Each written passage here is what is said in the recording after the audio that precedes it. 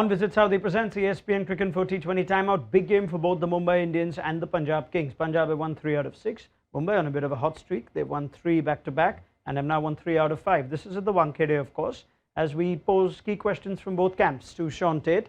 Let's start with Punjab, Teddy. They seem to have a bit of a problem figuring out their best team. Sikandar Raza was player of the match in what was a good win at Lucknow against the Super Giants. He was left out because Liam Livingston's fit. Of course, was playing after very long. Matthew Short still occupies his position at the top. It's a tough one, but at Mumbai, do you sense Matthew Short is the kind of player who could be given a long run? Can he be given one more game, or do they need to rethink their overseas? You know, I think being at Mumbai, maybe conditions there could go in his favour a little bit. So possibly leaving him, giving him another game, giving him an extra run because of the conditions there. But I think going forward, in my mind, I'm thinking Raza, for these conditions, being in the IPL in India, his game is probably more suited to the IPL at this stage. They also haven't quite settled on their preferred choice of overseas seamer. Sam Curran, we know, is going to play, but they dropped Rabada last game and played Nathan Ellis. They ended up losing that one against RCB.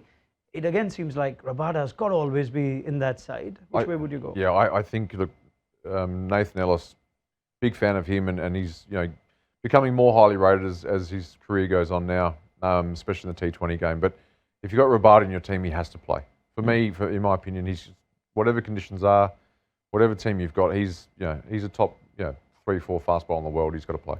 All right. As far as Mumbai go, let's assume Jafra Archer's still going to take his time. We're seeing visuals of him warming up in the nets. Will he play? Will he not? If he's available, he comes in straight, you think, for a Riley Meredith. But if he doesn't, and they're going to have to stick with the two Aussies in Behrendorff and Meredith, we're seeing the best of Behrendorff early on, which we've seen before, Teddy. That 1 over at the end is still a concern. They won their last game.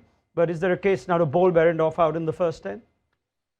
Yeah, the case is there. And, if you're talking about that last over, I think Meredith has certainly got him covered at the death. Behrendorff, obviously, with the new ball is a handful. So another tough one to talk about. But I think, bowling him out, IPL cricket, bowling 4 out, that's a tough one to handle as well. What will make Jason Behrendorff a better death bowler? Because he's obviously got an impression of being someone who's very effective at the top and almost as ineffective at the death. No, it's just such a boring thing to say about execution, but it's about, I think for him, it looks to me at the moment like he's a little bit worried about being hit. So I think it's coming down to that bravery of backing himself into the death, hitting his Yorkers. Fine, he's got the pace off delivery is there, but I still just like to think keeping it simple, bowling his Yorkers. Believing in what he's doing, because at the moment it just seems to me like he's just putting it up there and like, I don't want to be hit, I just want to get my over out and move on, whereas he's still got to look to take wickets and bowl the stumps as well. Would there have been any more confidence generated for Arjun Tendulkar, the death bowler, from what we saw in the last over at Hyderabad, even though they had lost key wickets before that? But do you sense with what we saw of Arjun, he could be a genuine option for at least one, if not more, at the death? Absolutely. I think he's obviously, he looks to me like a guy. He might not have all the natural ability, but he looks to me like a guy that's been working on it.